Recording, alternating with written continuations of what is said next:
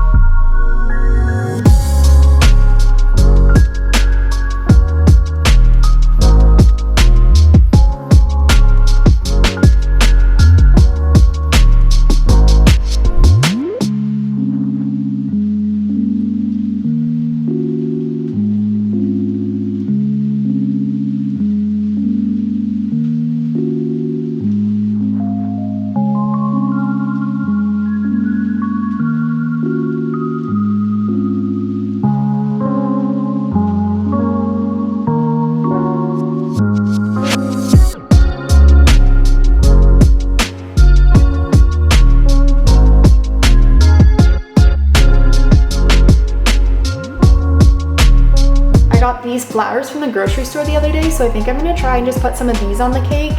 And then I did make these like bunny ears out of floral wire. I have an inspiration picture from Pinterest, so I'll put that up to kind of show you what I'm thinking of for this cake.